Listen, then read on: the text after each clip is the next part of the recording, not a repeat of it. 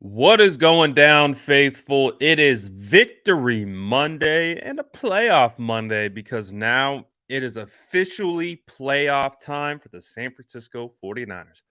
Woo! And we're going to talk about all that. There's a lot of updates to come out from all the injuries or lack thereof. We're going to talk about that status. We're going to talk about the game yesterday and start to preview the playoff matches in front of us. So you already know what to do. Smash that like button, drop a SDS in the chat. Let's get this thing rolling.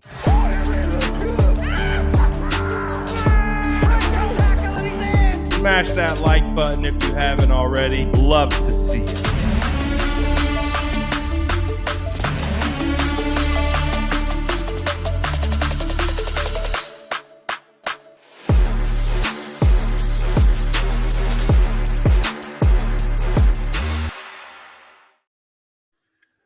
How are we feeling on this Victory Monday? We're going to talk about a lot of different things today, but of course, we are going to get into some of the updates that we've got from Kyle Shanahan today. It's Black Monday in the NFL, so a lot of coaches are getting fired. A lot of GMs are getting fired. All that different type of stuff. So luckily for the San Francisco 49ers, they're not going to be on the firing side. They're going to be on the side of losing some potential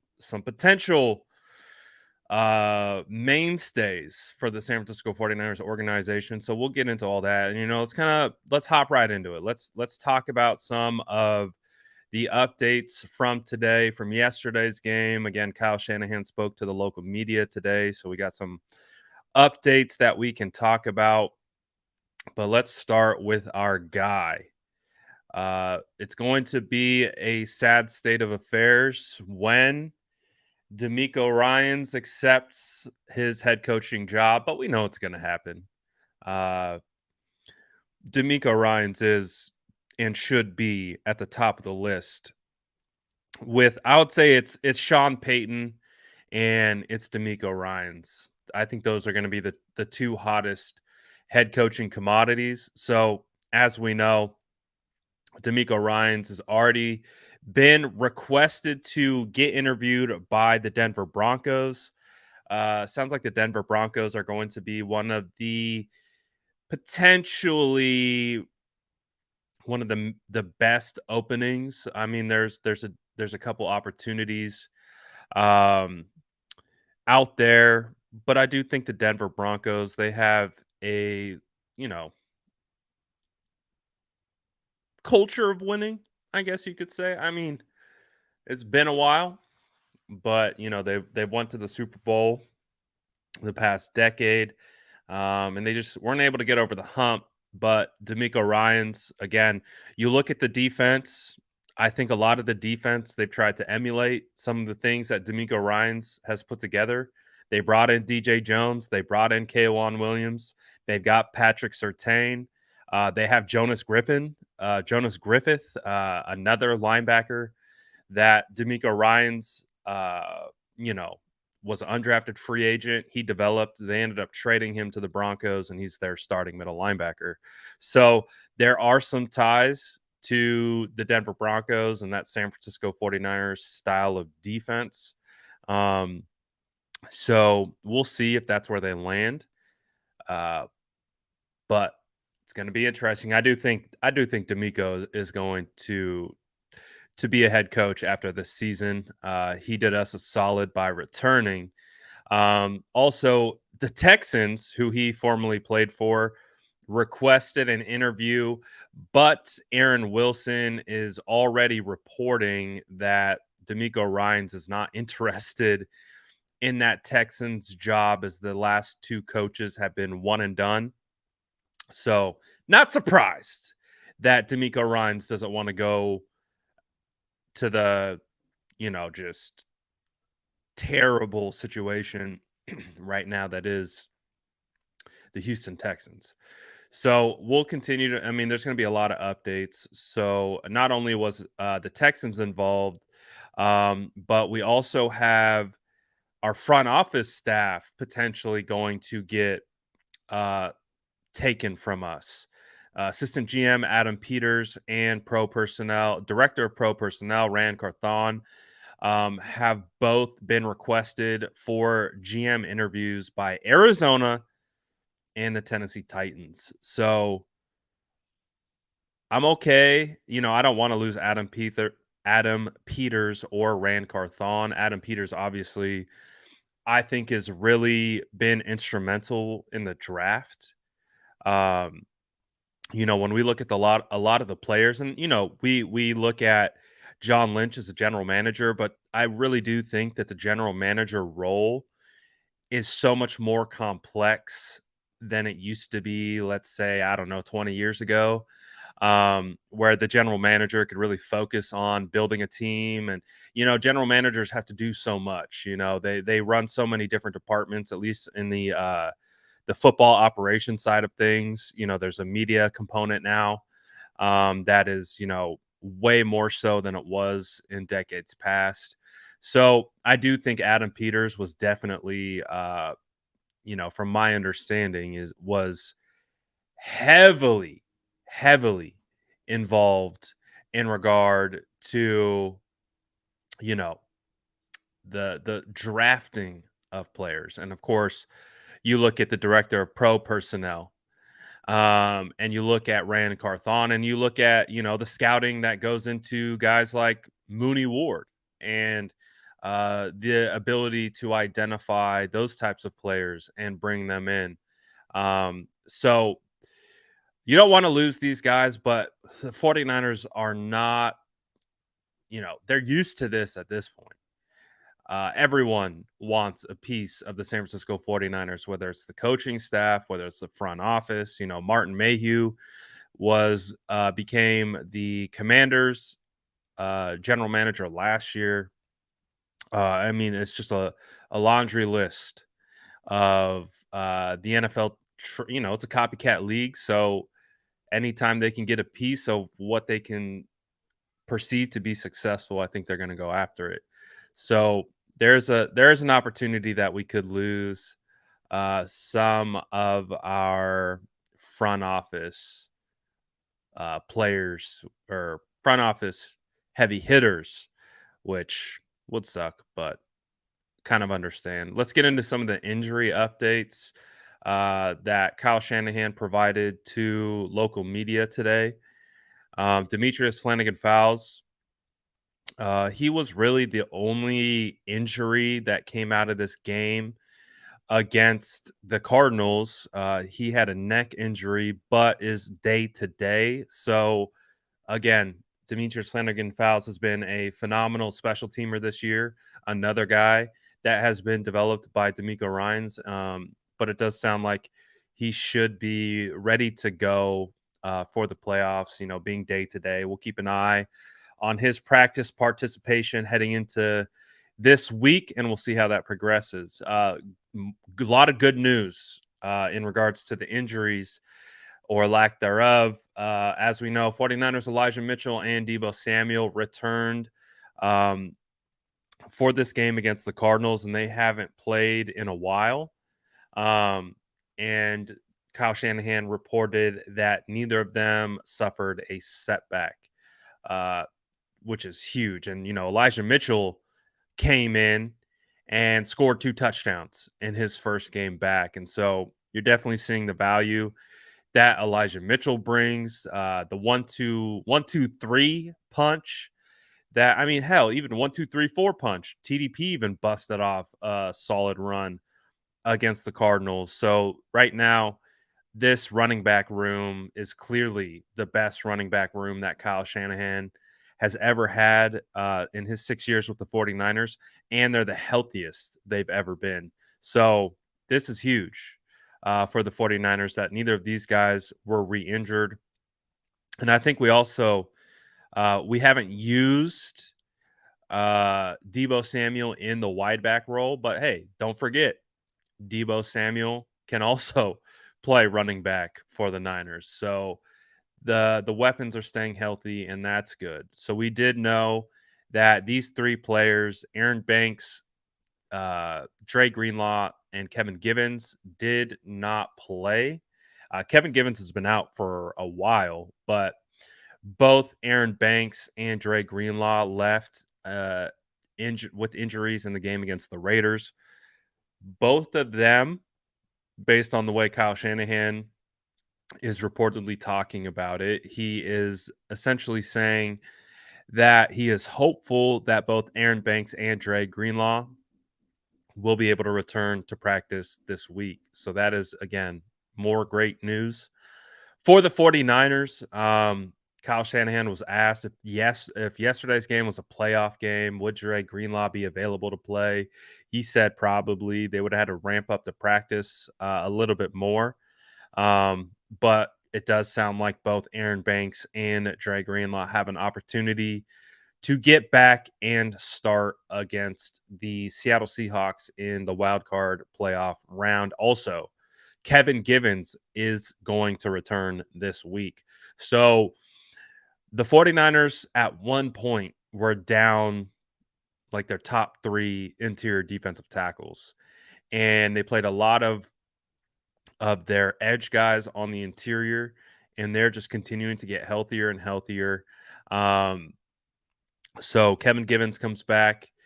You have Eric Armstead back. Javon Kinlaw's back. So the 49ers continue to get healthy at the right time. Again, more good news as more starters and reinforcements continue to return. We talked about these two already. Ambry Thomas did sound like he suffered a bit of a setback. He's been having some ankle injuries for, I don't know, a couple weeks now. And it does sound like he suffered a bit of a setback. There's no really timetable on if he'll be out or how long he'll be out. But Kyle did report that there was a bit of a setback with Ambry Thomas. And all that good stuff. So, but all things considered, that is pretty much our updates for today. We got through pretty much all of them. And so far, so good. Obviously, D'Amico Ryans will probably be a head coach here pretty soon, which is going to stink. But he deserves it. He's going to be, I think D'Amico Ryans is going to be one of the best head coaches in the NFL in the next couple of years. I think we're going to be talking about D'Amico as one of those guys. DJ says, "Let's go SDS, smash that like button." Brad Hat. Hey, I'm just saying, keep your eye out on the mail. That's all I'm saying. Just keep your eye out. I don't know. Something might show up. Something might not show up. We don't know. But just keep your eye out. You never know. Let's see. Jimmy update. The last Jimmy update that we got was last week that it does sound like Jimmy will be able to potentially return for a late playoff run. So we'll see if that happens. It does sound like he's progressing well. He's out of the cast, out of the boot. So he could be back in a couple weeks. I mean, the original timetable with Jimmy was to return for the NFC Championship game around that time. So I do think he could be back somewhat soon. And shout out Jesus for dropping the Discord link. Appreciate that. If you do want to hop in the Discord, there's the link. Appreciate that, Jesus.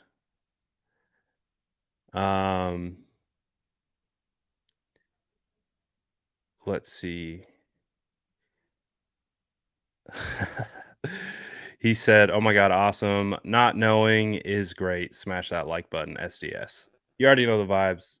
Smash that like button. Um, so I don't know. This is a good question. If Jimmy's going to be back this year, uh, who starts? Who's it going to be?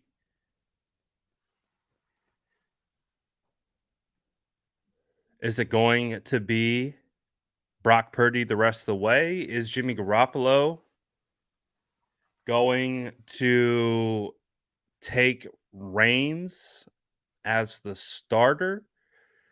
Who's it going to be?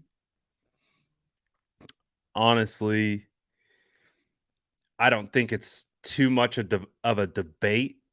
I don't think, again, this is just me spitballing. I don't think the players would fight for it. I really do think that this is Brock Purdy's team.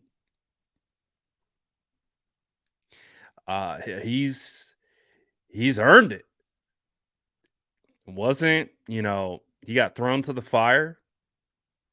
He had to prove that he was worthy. And now the San Francisco 49ers are the 2 seed and are undefeated since he has taken over. Started 5 games, played in 6, and they're undefeated with Brock Purdy. So, right now, this is Brock Purdy's team. If Jimmy Garoppolo is to return for a playoff push, the San Francisco 49ers are going to have a phenomenal backup in Jimmy Garoppolo. We know Jimmy Garoppolo isn't going to be the quarterback next year. He's already, being rumored and linked to teams like the Raiders because of, the Josh McDaniels connections. Um, so I think it's, again, we never say definitively that Jimmy Garoppolo won't be here, but, you know, because we know what happened last year. But I do think that Jimmy Garoppolo will sign elsewhere. And again, the value that you're getting with Brock Purdy is insane. Like insane. The- They're not going to have to pay Brock Purdy for a couple years. They got 2 rookie quarterbacks. The cap's going up. They're going to be able to spend in the offseason. So no need to and Jimmy's probably going to get a good sized contract. So the best case scenario is Jimmy Garoppolo is able to work back at his own pace. He's the backup. Anything happens to Brock Purdy during the playoffs, you have Jimmy Garoppolo that can come in and hopefully finish the job if it ever comes to that. But I think right now, I don't think there's any questions, and it became pretty apparent, like really early on, that Brock Purdy was taking this job. Um, so I do think this is Brock Purdy rest of the way. He's earned that right. I think he's earned the trust. He's earned the respect from the coaches, from the players, and I think they believe in him. So that's where I sit with the kind of Brock Purdy conversation. Now we've been having this conversation. I think we talked about it yesterday too, but I think it's time to give Brock Purdy offensive or give him rookie of the year. I think he's earned it. To be able to have to be thrust into that position, the quarterback in a Kyle Shanahan scheme, and it's not like it's an easy scheme. Very difficult. Yes, he has weapons, but still, we've seen how Brock Purdy has operated within the scheme. I'm giving it to Brock. I mean, Kenneth Walker has been fantastic. Sauce Gardner's been pretty good. Chris Olave, I love Chris Olave. I think Chris Olave has been really good. Aiden Hutchinson's been pretty good as well. The other rookie that the Detroit Lions got, James Houston. He's been really good, but when you talk about impact, like, even though it's, what, 6 games, they won all those games, and they've now locked up the 2nd seed, and I do think I think you gotta give the Rookie of the Year to to Brock, man. I think he's earned it, and you're not just giving it to him because he's a quarterback. You're giving it to him because he's earned it.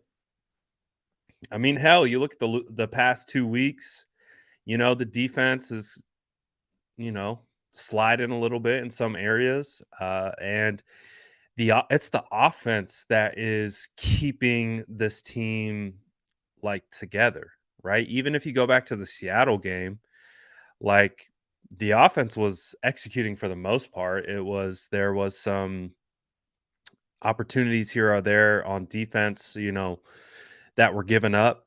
Um, there were missed opportunities by the Washington Commanders that they could have had, but they fumbled it.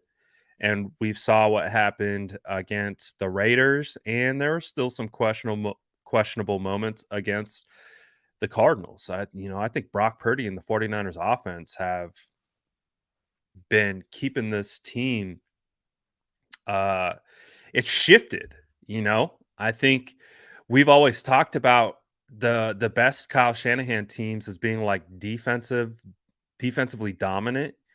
And, I think that's a lot of the questions that people have had when they've discussed Kyle Shanahan and, if they're pro Kyle Shanahan or what. But they're like, man, how's this guy an offensive genius if his offense is always kind of, you know, playing to not make a mistake opposed to actually pulling the team forward? Well, Brock Purdy comes in and that offense is pulling this team forward. They are pulling this team towards wins. They are putting together drives. They are scoring touchdowns. They're scoring points. They're taking care of the football for the most part. So, and it's just a simple switch of putting a rookie with Brock Purdy in there. And I think this is the craziest part of it is that defenses now have to play the 49ers offense honestly. Before we knew what it was, defenses would just stack the box. They would crowd inside the hashes and they would force Jimmy to go somewhere else with it. And at times he wouldn't. He would, he'd be kind of locked into his process. And it would get the 49ers in trouble sometimes and gave us as fans, I think, a lot of anxiety at times. But I think Brock's ability to spread the football opens up everything. I think that's why you're seeing the screen game has been fantastic because they can't just play slants and play, like, they have to be aware that, listen, Brock Purdy might hit Ayuk on a double move down the sideline outside the numbers. We didn't have that for a long time. You had the occasional throw, but it was just so far and few in between that it wasn't a threat. And now you have Kittle going crazy. You have Ayuk, who's gone over 1,000 yards receiving. Christian McCaffrey, I think, had 1,900 all-purpose yards this season, and he did it with 2 teams. And a lot of those yards came with the 49ers, and a lot of those yards came with Brock Purdy. Um, Brock Purdy is really, really proven that this team has not taken a step back heading into the playoffs. I still believe that they are in better shape right now with Brock Purdy at quarterback than any other quarterback on the roster heading into the playoffs, and which is wild to say. Uh, you know, I give Larry a lot of credit because I spoke to Larry. He was adamant in talking about Brock Purdy as being a guy. And I've also admitted that I went into training camp. I was not evaluating Brock Purdy. Wasn't even on my mind. If Brock Purdy was running with threes, I was watching someone else. Really wasn't paying attention to Brock Purdy in training camp because I just thought he was going to be a camp practice squad guy. I was worried about Trey Lance. I was worried about the offensive line. I was worried about you know guys like Danny Gray, Ray McLeod, how they were going to acclimate. I was worried about the cornerbacks, the safeties, so my eyes in training camp weren't dedicated to Brock Purdy. So I didn't see it because I wasn't watching. I wasn't looking for it. Did he make good throws? Yeah, he made good throws, but they get 3 reps. They rotate. They get first string gets 3 reps, second string gets 3 reps, third string gets 3 reps. Third string rolls up. My eyes are off. My eyes are off Brock, and I'm watching whoever else. Um, So, I mean, Brock Purdy has clearly proven that he can take this team to, I think, a different level. Not only that, uh, he can get better. I think that's one of the craziest parts about all this is Brock can improve. He can he can keep elevating his game. He can keep getting better. So the 49ers now are going to have Debo Samuel and Elijah Mitchell back. I think for once in Kyle Shanahan's tenure, we are not concerned about if the 49ers offense is going to be the weak link of the team or not. Like, I think and you tell me in the chat, you let me know, like, how confident on a scale, drop your scales in the chat on a scale of 0 to 100.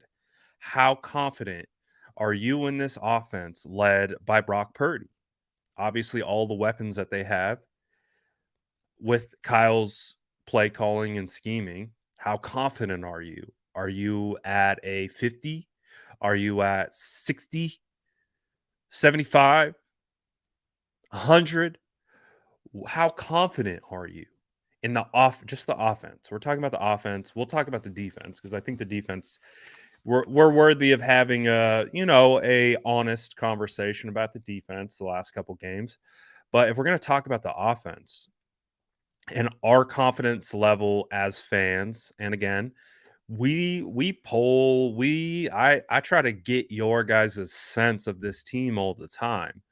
There was a point that I would say probably all of us who, if would give an honest assessment of the 49ers offense even this year, we might be happy with them, but I don't know if that we ever tipped over 90% confidence levels. I don't know if we ever tipped over 85. Like, even when we were confident with Jimmy, like, there was still that we had enough experience with Jimmy and we knew that even though Jimmy was better this year, you could still see it. Like, he still had some of those shortcomings, and where seeing the field could be difficult at times, maneuvering within the pocket when it got muddy at times. So we're just like, oh, he's playing better. But I think a lot of us were just waiting for the floor to drop out. And, we saw instances of that. So it always kind of scares you a little bit. But I really do think with Brock Purdy, we haven't seen the floor drop out. And I think you would believe a rookie at this stage would at least have some of that. I I got a lot of confidence in Brock, man. And it's crazy. I can't believe he's the guy that is again, I have no bias for the quarterback position. I don't care who's the quarterback. I don't care if it's Trey Lance. I don't care if it's Jimmy Garoppolo. I don't care if it's Brock Purdy. I don't care if it's Josh Johnson. As long as the offense is operating, functional, and efficient, I could care less what the name is on the back of the jersey. Right now, it just so happens to be Brock Purdy. And if that's what it's going to be, so be it. We ride with Brock because all I care about is winning football games. And at the end of the season, watching that team that we all love hold a sixth ring. I could care less who really is at the quarterback position in regards to, is it Trey? Is it Jimmy? Is it Brock? I don't care. I want the best man for the job. And right now, small sample size, but it's Brock. And I don't think it's up for debate. Uh there's too much tape. There's too much evidence. The evidence points to it's Brock right now. So uh that's kind of where I'm at. Boxing fan says the O line worries me and Kyle getting too cute. I haven't got into the tape yet, so I'm gonna do my tape study tonight, and then of course we do our Tuesday film breakdowns, and I'll be able to give you my thoughts on the O line. Based on a lot of the 4 sacks, not great. You don't want to give up 4 sacks in a game. Uh, Brock found himself running for his life a couple times. So I am curious to get into the tape. And again, I'm there. So it's a lot harder to assess in real time. So I'll be able to give you my thoughts and opinions tomorrow on what the O line was really looking like. And I'll be honest with you, if it was good, it was bad, or whatever. But if we go back to the conversation about how confident you guys are on 0 to 100, a lot of confidence, man. A lot of confidence. Again, also too, like I'm a sucker for an underdog. Like that's why I love this gotta be a troll. Um 89 by 100, reasonable. 99.9, 100, cool 95, 1000% confident, 110, 95, 90. So overwhelmingly, we got a 75%. DJ's 80. We got a 80. I would say the average probably is gonna have us in the 90 percentile for how confident we are with Brock Purdy leading the way. So that's pretty damn good, especially if you've been a 49er fan for a while. If you've been a 49er fan for a while and you know how we talk about quarterbacks in this fan base and how the discourse is, if we're talking about 90 percentile approval rating for the quarterback who's a rookie, that's pretty good. Pretty good. 1,000,000%. So far, I think we're feeling good. We're definitely feeling good. Justin says confidence at 110. This offense looks better than ever. And if Brock can play like this in the playoffs, there's no reason why we can't win the thing. That's what I'm saying, man.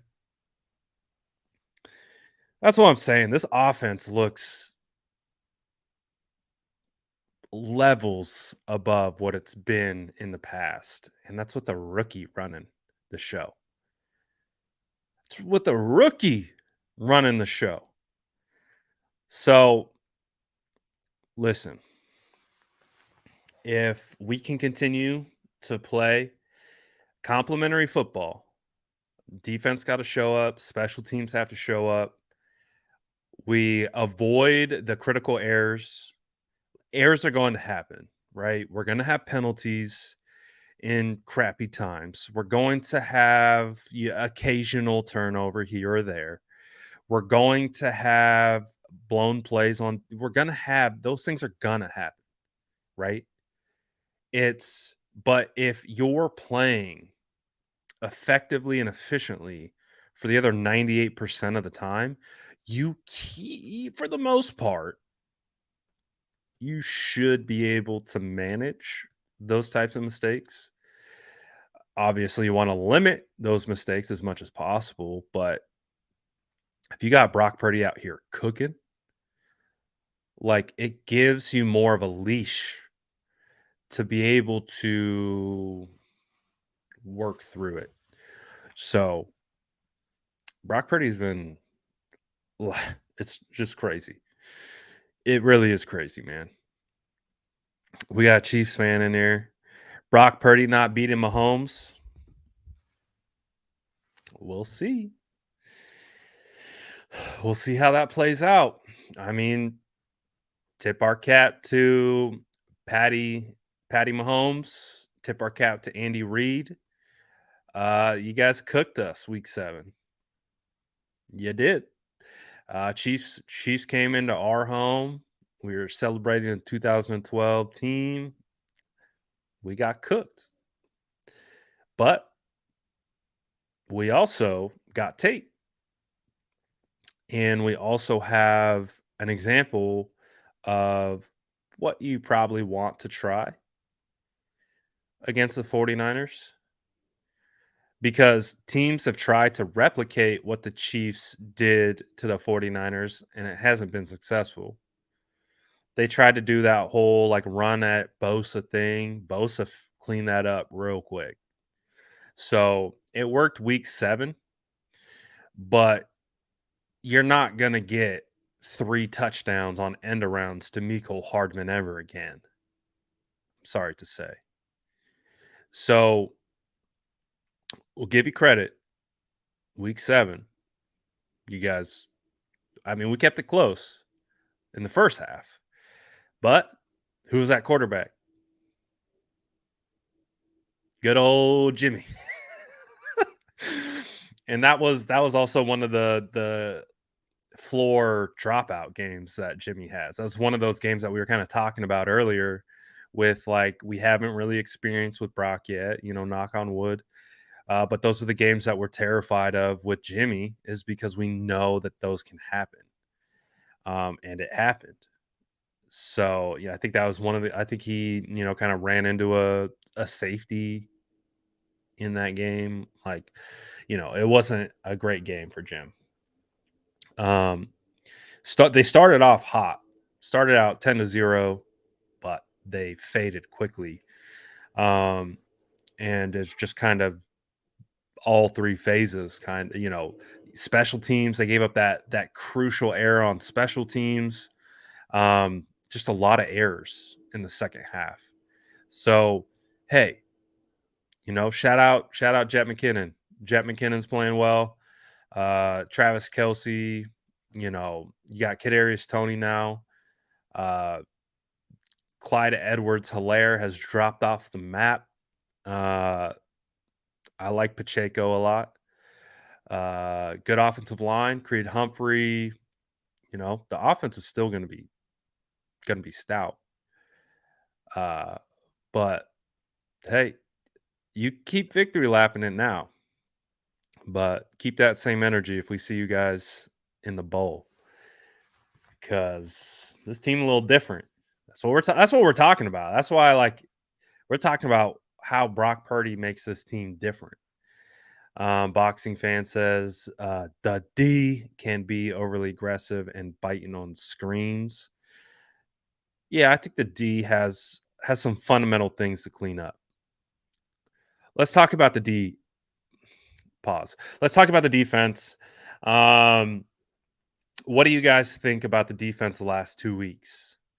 Obviously, the defense really picked things up in the second half against the Cardinals. I'll be honest. I would say David Blau. David Blau, is that how you say his name?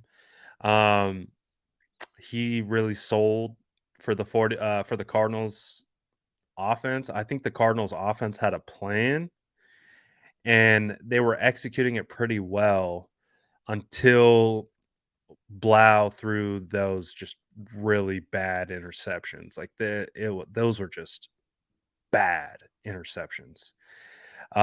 Just really just bad. He just threw them up. There were gifts. He gave the 49ers two gifts. And then after that, uh everything kind of just steamrolled towards the San Francisco 49ers. And they kept scoring and the defense kept stepping up. So I think where did it go? Mm, it's really what it comes down to.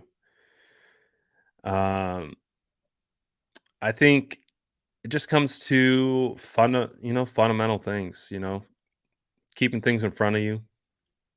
Again, I haven't been studying the defense in this really second half of the season, so I don't have a ton of uh, you know, tape references I could give you outside of, the things that I've watched. But that's what it looks like. Just looks like they gotta play within the system, play within the scheme. We know D'Amico's going to put them in a position to be successful. Just gotta execute, right? And listen, I understand some of the concerns with Demo. I think Demo's definitely been one of the main targets of the defensive struggles up until this point. I'm not ready to give up on Demo yet. I can understand the concerns with Diamador, but I think the 49ers find themselves in one of those types of positions where they might just have to kind of keep rocking with Diamador until just like if he has one of those games where he starts, let's say against the Seahawks, like if he starts maybe potentially getting beat up a little bit or picked on, maybe that's when you maybe sit him for a drive and you bring in Janoris Jenkins and you see what Janoris Jenkins can do. Um, we'll see. I will say the first play, Peyton says the first play was just a good play by AJ.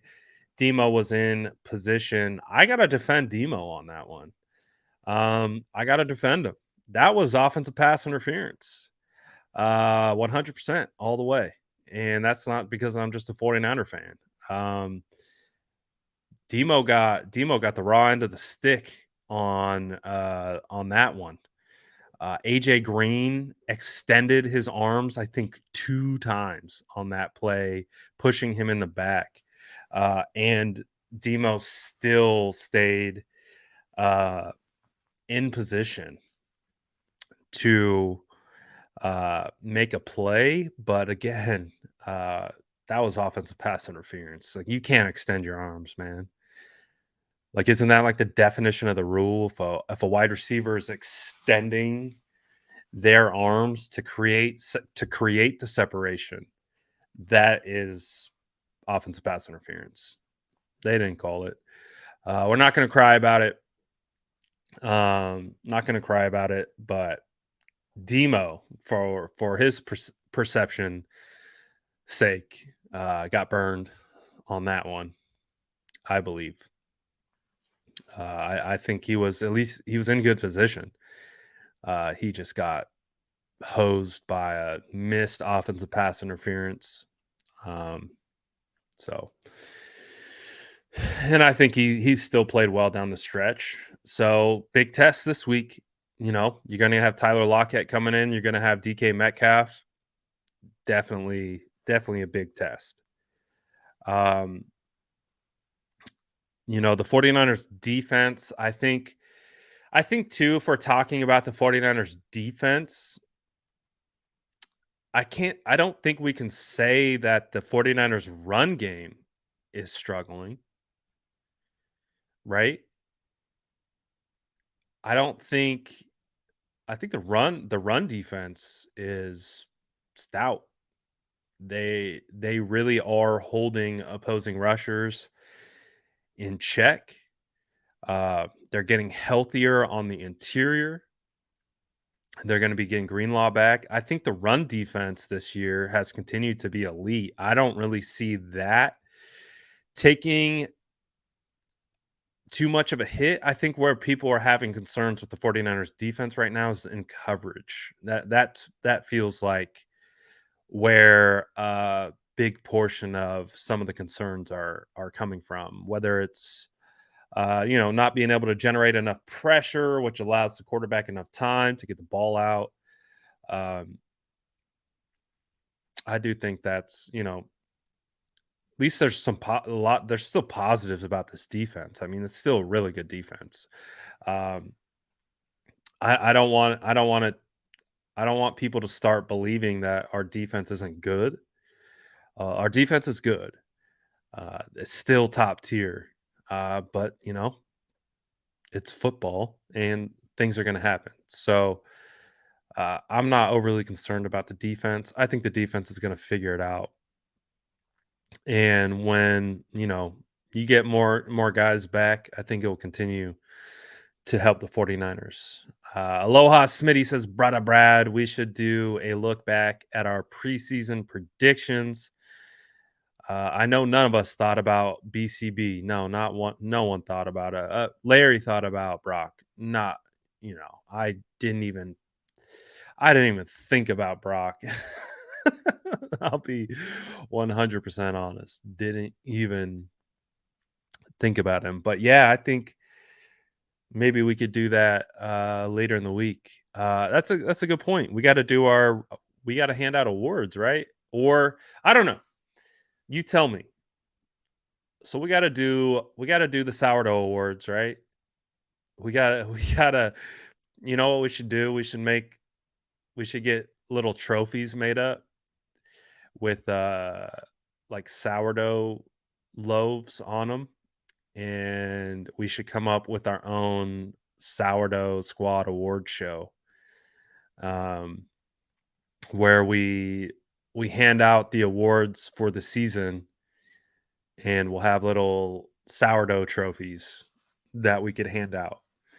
Um, but yeah, we could. I think that's something that we can cook up. We could do, yeah, just like the Dundies, the Dundies.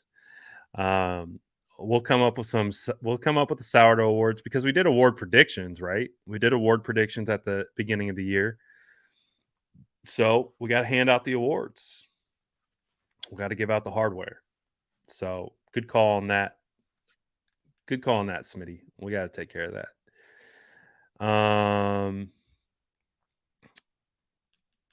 Will I be at the game this weekend? I will.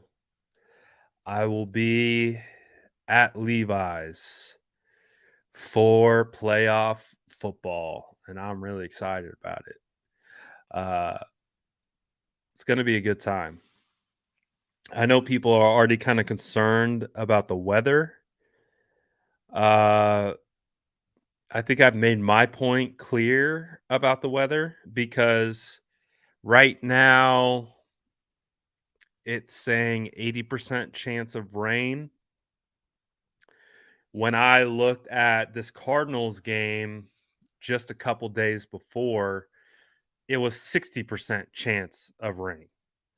And it didn't rain. It was actually pretty clear. So that's why I wouldn't stress about it yet. Just don't stress about it yet. Because again, it said it was supposed to be 60% of rain, 60% chance it rained this past Sunday, and it didn't rain. So don't worry about it yet. Just wait. Just wait.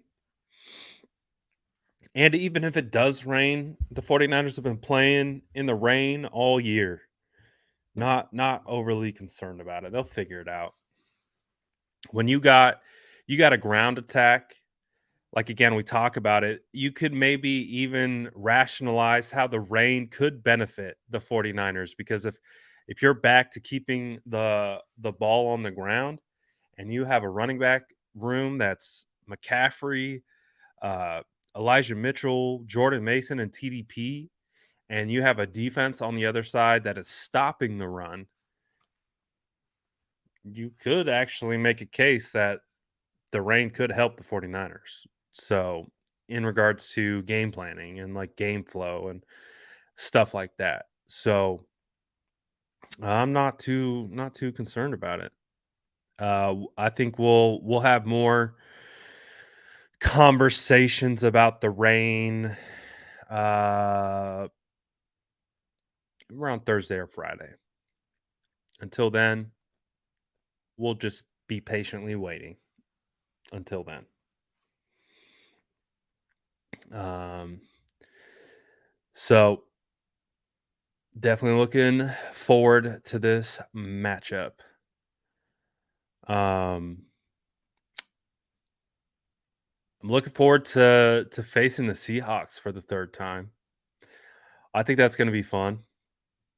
You know, Seahawks are going to have a little bit of that revenge thing to it. You know, 49ers have taken care of business, but the matchup just isn't that great for Seattle. Um because they're more of a methodical offense. I feel like, they'll take the occasional deep shot, but DK isn't, DK will have a couple catches. Tyler Lockett will probably have a couple catches, but overall, they want to run the ball. They want to run it with Kenneth Walker. And they want to do play action, and they want to take advantage of the quick game and short to intermediate stuff. And I feel like that's where the 49ers are best suited. I feel like the 49ers have a harder time with the teams that like to challenge deep, and have quarterbacks who are capable of buying time to challenge deep, where Geno Smith has the ability to move. But I also do think, you know, I don't think he's going to be that guy that is just going to extend and create all these types of plays outside the pocket and all that type of stuff. So he's still more of a kind of prototypical pocket passer. And I think that benefits the 49ers, and their defense and what they want to do and how they want to get after the quarterback. So I like this matchup. Uh, I think I like this matchup the best, out of all, out of Green Bay, out of the Giants. I think I like the Seahawks matchup the best. Um, Again, we talked about this last night. A lot of people have PTSD about the Seahawks, and understandably so. But there's no Russell Wilson coming through that door, and I feel pretty good about the way these two match up. And we're not going to victory lap any type of injury or anything like that. And I want to make that clear before I say it. Um, but they lost their best linebacker. Jordan Brooks is on IR. Um,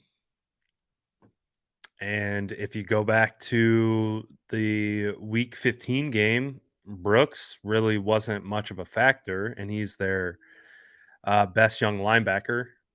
Um, and he's going to be out. There's no Jamal Adams. Uh, their defensive line is mediocre, at least from what they've shown on tape. So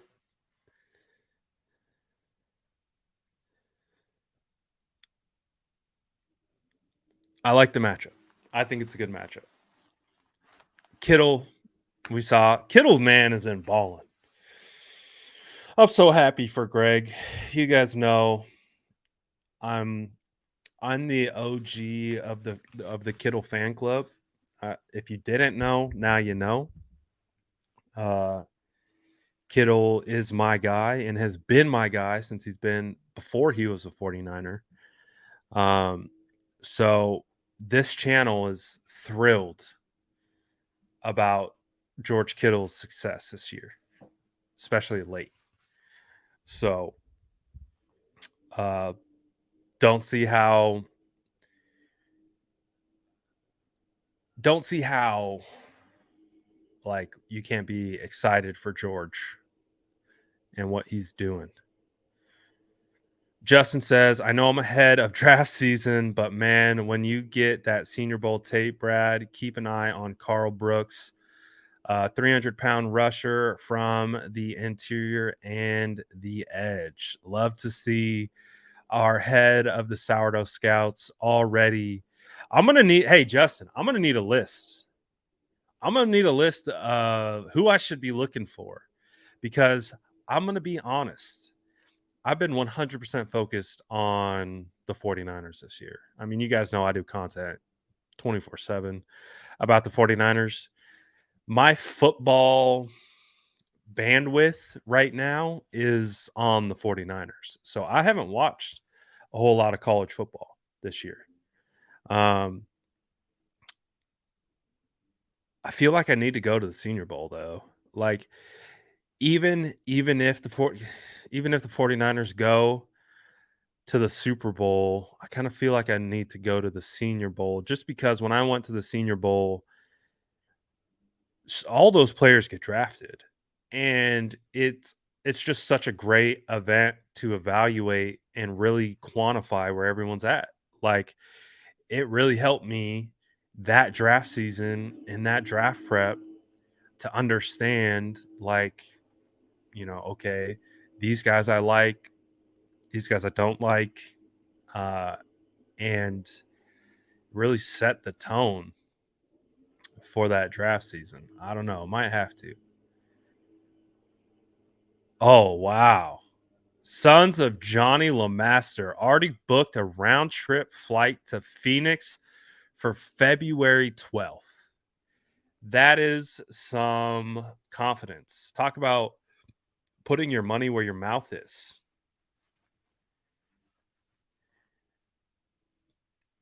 See, I'm kind of in this category too. Like if the 49ers go to the Super Bowl, I feel like I have to go.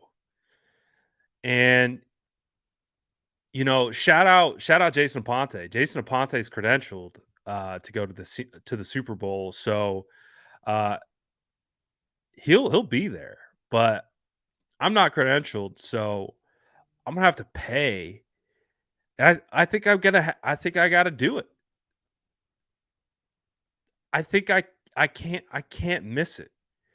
Like if the 49ers and I think how I quantify this is uh how often like I've been around now long enough, we had the 2012 Super Bowl and that, 2011 knocking on the door of the Super Bowl. 2012 went to the Super Bowl, should have won the Super Bowl. 2013, uh guess who knocked us out of the NFC Championship game? Seattle Seahawks. So, like there was a period of time where I was like, I'll be able to get to the Super Bowl, like I was like, the 49ers are going to be good for a long time. We got Jim Harbaugh, we got Colin Kaepernick. The way I coped with the 2012 Super Bowl loss was Colin's only going to get better. That's how I coped with the loss. I was like, Jim, Colin, only going to get better. We're a dynasty in the making. I'm going to be able to get to a Super Bowl. Mm, yeah, we saw how quickly things can change. And 2019, I was doing 49ers content, but it was just the IG page. I was just doing IG and even then I wasn't doing a bunch of lives. I wasn't doing that stuff yet. So 2019 was still kind of in my infancy of what my content looked like, my thoughts on the content, uh, and all that type of stuff. So I went to the NFC Championship game in 2019. I shelled out for that. That was not cheap. I went to the 2019 NFC Championship game. I made sure not to miss that one. But this year, I feel like I gotta go. Like, if they're going to the Super Bowl and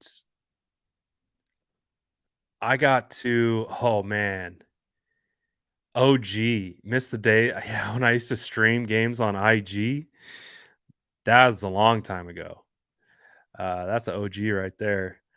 Um, but yeah, I feel like if the 49ers go to the Super Bowl, I got to get myself to that game. And if it means I got to pay an ungodly amount of money, I think I'm going to do it. I got to do it. Got to go to that game. Especially this season. Like, if the 49ers go to the Super Bowl this season, under these circumstances, I just I've been to so many games this year. This is definitely the most games I've been to um in a season. I'm gonna go to every playoff game. So I think I gotta go to the Super Bowl. It's only right. Only right. We need it. The sourdough squad needs it. Uh but I don't I don't want to think about how much those tickets are gonna cost. Oh, I'm already getting kind of some anxiety thinking about how much those tickets are going to cost. So, if we go to the Super Bowl, future advance to appreciate all your super chats, appreciate all the times you guys watch my videos, all the times you like my videos, because you guys are going to help contribute to me getting to the Super Bowl. Because it is going to set me back. But hey, you only live once, right? You got to take advantage of the opportunities and think nothing tomorrow's not promised, right? So we who knows when they'll be back. So we'll figure it out. But I appreciate all you guys, man. Someone said SDS GoFundMe. If I get $1 from every member of the SDS, I probably could be able to go. Oh man. Just just be thrilled. I'm gonna I'm gonna have to buy a Ponte and oversized luggage, and I'm just gonna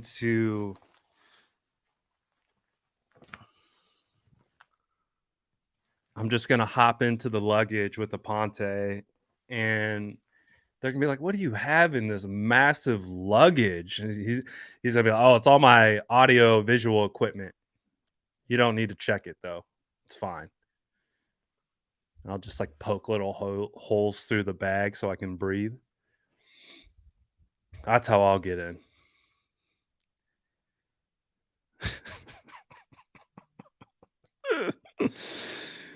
Oh, I like this one. There, but see, that wouldn't work.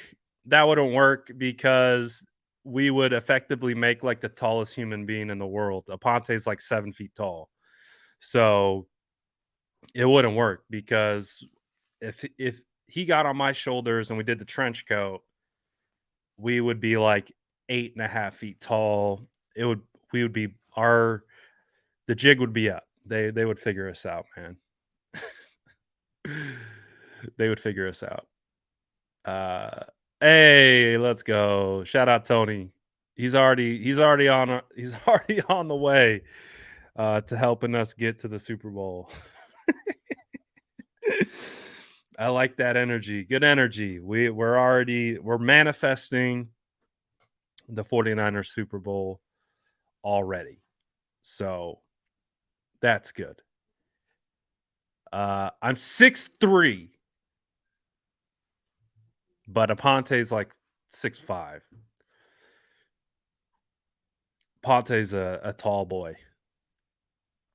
So I don't think we would make it too far. Especially too because like the lower half would be super wide and the upper half would be super skinny. So it would be red flags from the jump. Like, why is this dude 10 feet tall? And why is his upper half super skinny? And why are his legs and midsection super wide? This is the most awkward human being I've ever seen. They'd be like, "Are you an alien?" They wouldn't buy it. But I like where your head's at. This is brainstorming right now. This is how we get to a solution. So definitely like where I like where our heads at collectively here, and we're past an hour, so we're off the rails. Anything goes. So you know the vibes. What's good throwback? Uh, Brad, if we beat the Vikings, who do you think would be a better matchup, Vikings or Giants? Um, I like. JC said a bowling pin. 100%. We would look like a bowling pin. We would look like a 10-foot tall bowling pin.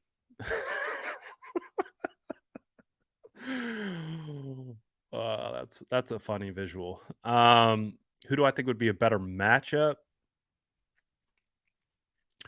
I probably still like the Giants, even though I think the Vikings are kind of fraudulent. Uh, I still kind of think the Giants would. I mean, they have sneaky good pieces. Uh, but so do the Vikings. I mean, Justin Jefferson, Hawkinson. Don't forget they got Hawkinson. Hawkinson balling this year. Um, Dalvin Cook's kind of taking a step back a little bit, but they still got Thielen, White Boy Supreme, still out there balling. Um, and their defense isn't bad either. Their defense. I mean, I was at joint practices. It was a long time ago, but and it was practice. But they talk about those joint practices being much higher intensity than actual preseason games. Um, their defense was doing really good against our offense at the time. So things change. Things definitely change. But I don't know. I feel like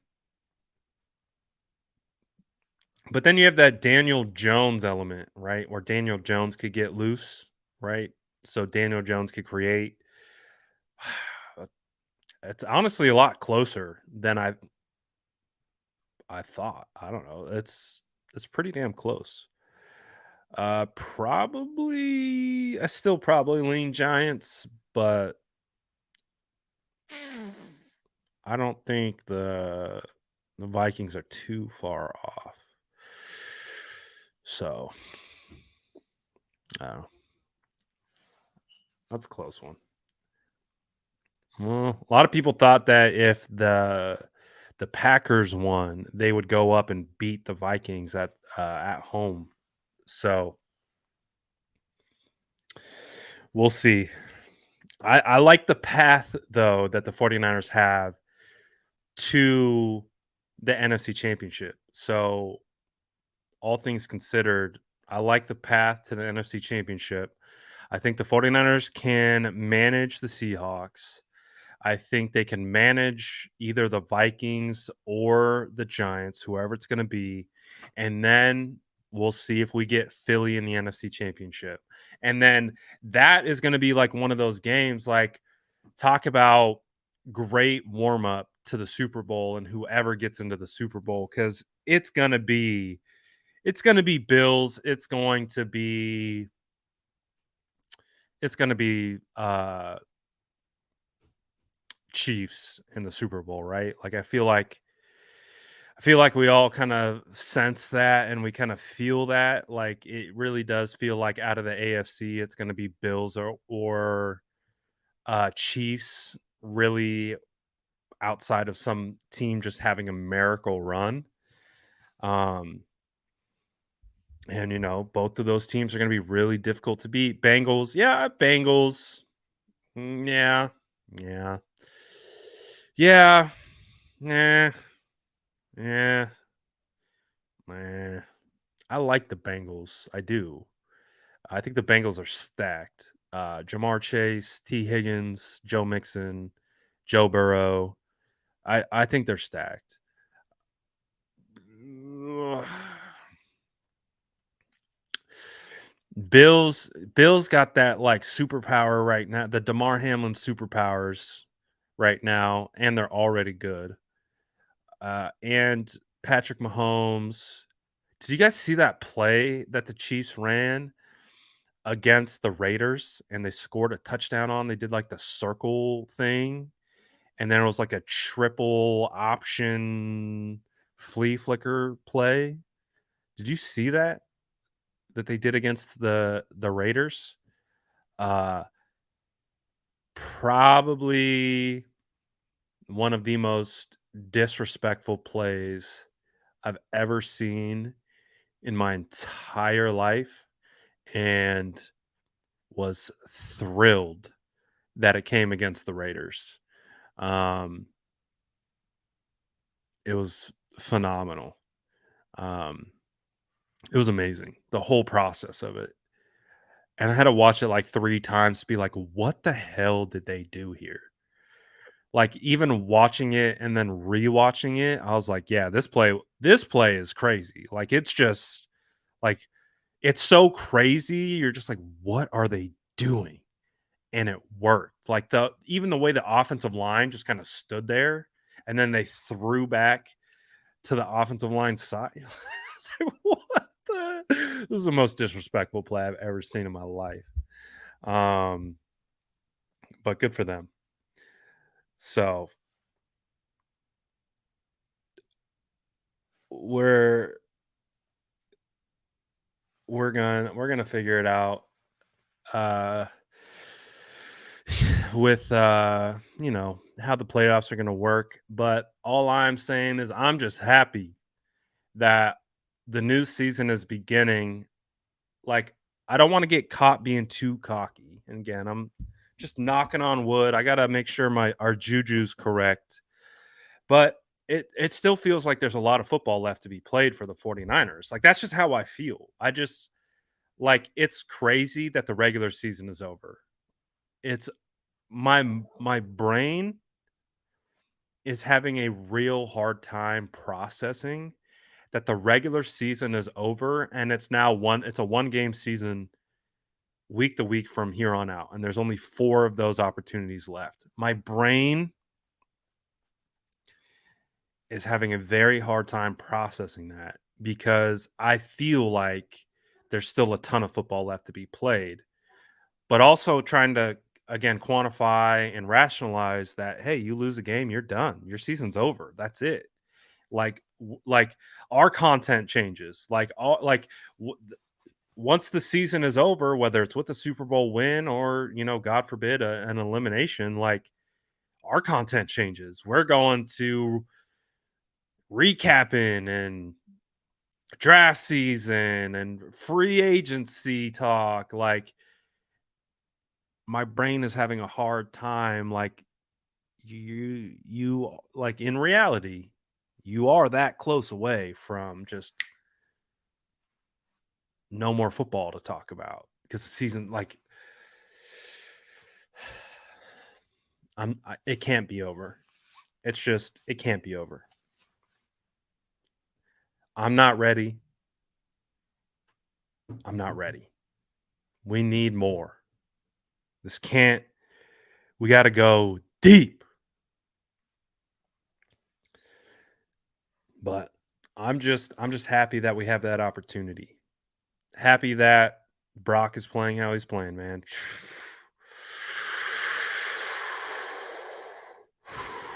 it is rare to have a third string quarterback in, and we're like, yeah, we could see a path to the championship.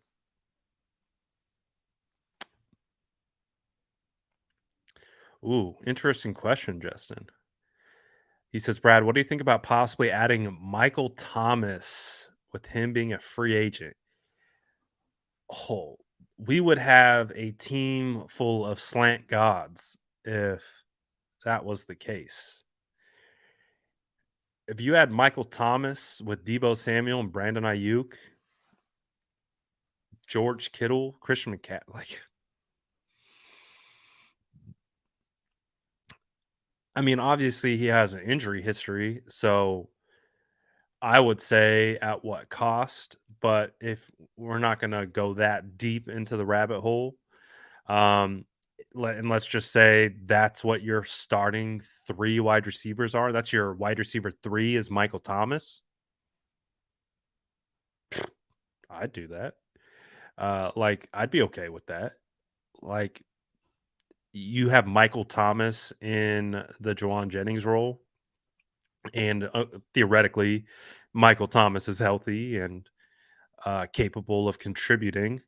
Then but of course, he's fallen off he's just been dealing with so many issues with his health, but if you got him healthy, um, it'd definitely be interesting. I'll take him as a wide receiver 3, especially at the right price.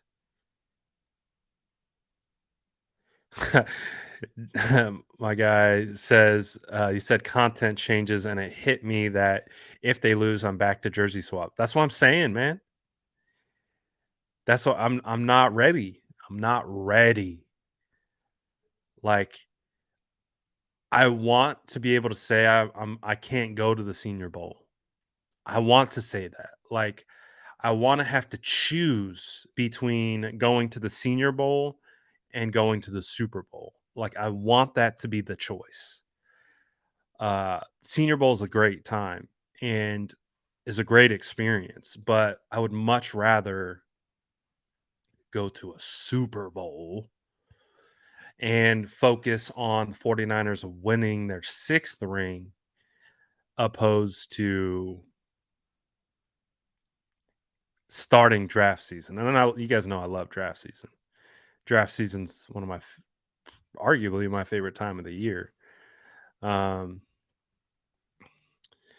DJ said, Brad looks like tomorrow.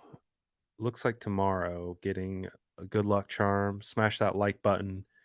48 away from 200. Oh, we should be able to get to 200. I believe in the SDS to be able to get us to 200.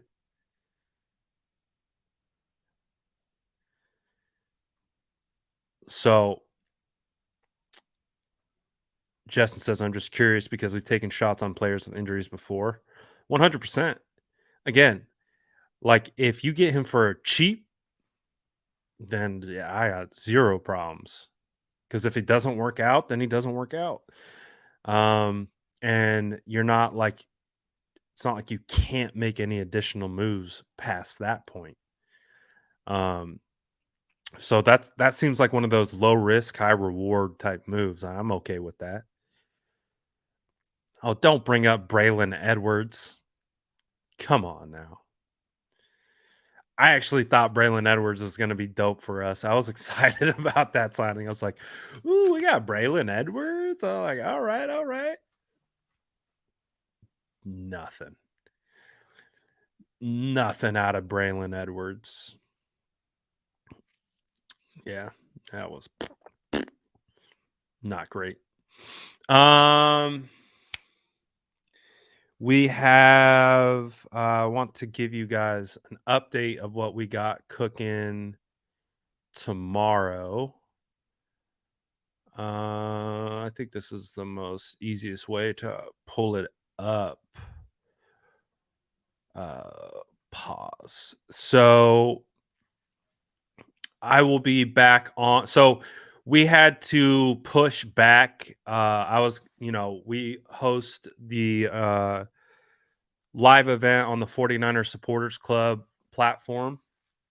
We were going to do it last week, but of course, Damar Hamlin situation went down, and obviously, no one was, really in the mood to kind of talk about, 49ers stuff at that point on a Tuesday. So we pushed it back. So tomorrow, um, we are going to be, I'll be hosting this live event at 5 p.m. So we'll do our film breakdown like we typically do. So tomorrow, 1:30ish, about 1:30, we'll do our film breakdown. So we'll do our film review, standard operating procedure for our Tuesdays on this channel. But I'm gonna do a year in review live on the 49ers channel. So we're going to talk about the whole season, and just talks about the ebbs and flows of how we started to where we got here, and all that type of stuff. And it would be fantastic to have the sourdough squad in there with me, just vibing just like you guys do in the chat here. It would be cool to have you guys over there in the chat with me as well. I definitely would appreciate to see all you guys migrate on over. Also, if you guys do want to join, where is it? Here we go. So, all right. So it's the supporters club. So you have to sign up to get in, but you get a whole bunch of giveaways, or you get a whole bunch of free stuff that's super cool. And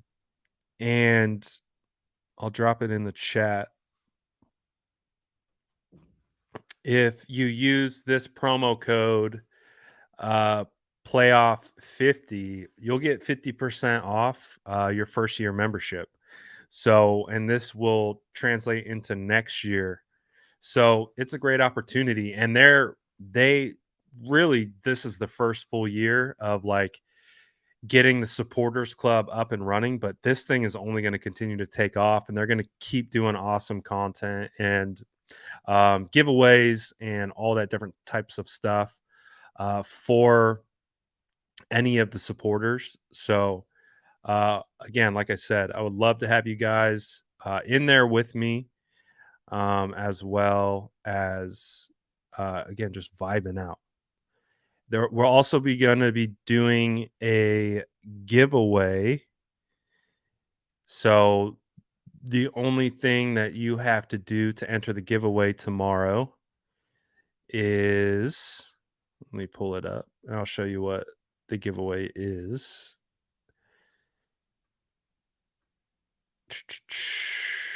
Let me pull it. Hold on. Bear with me. So if you guys hop in the stream at the start, we're going to be doing this giveaway. It's like it's a super sick wallet and these like football cufflinks. Fire. So all you have to do to enter this giveaway is if you have to be on the stream from start to finish, and that's it. And at the end, we're going to pick someone who is watching start to finish. And this is the giveaway that we're going to do tomorrow at the end of the stream. So would love to have you guys vibe in with me, and you guys would have an opportunity to win some cool stuff.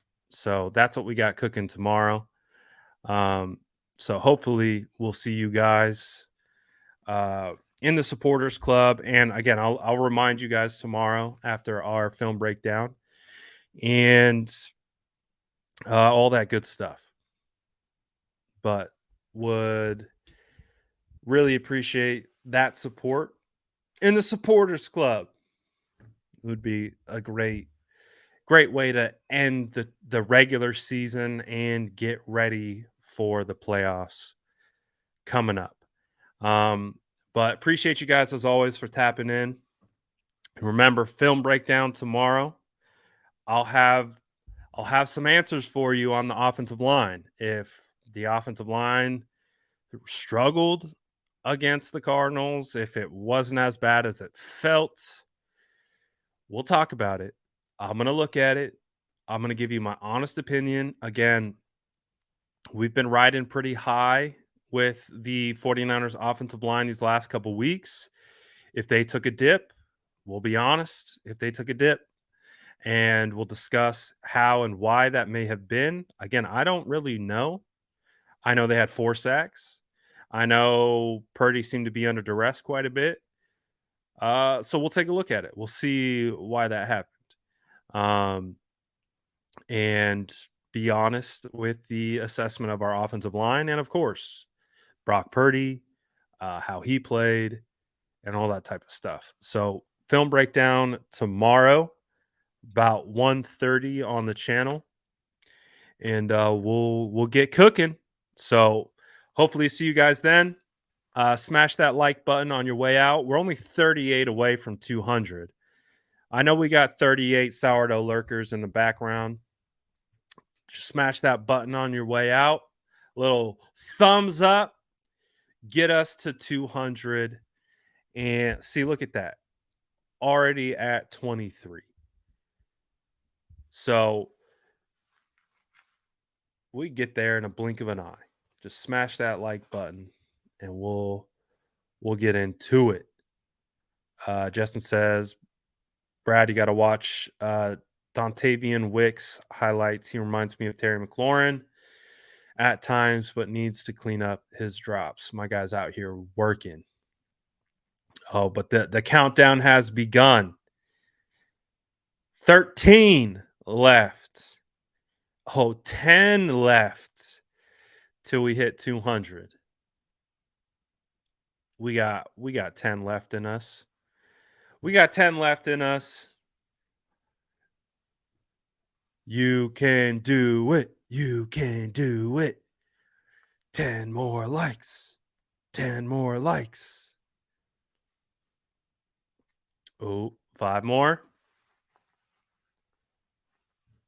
Oh, 2 more.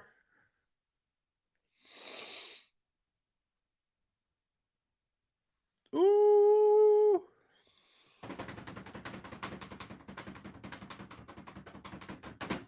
Hey. Ooh, ooh, ooh. Hit it. Appreciate y'all. We got to 200. Thank you as always for vibing and all that good stuff. Appreciate you guys as always. Y'all the best. Film breakdown tomorrow at 1:30. 49ers Supporter Club, 5 p.m. I'll see you there. Be there, be square. Later.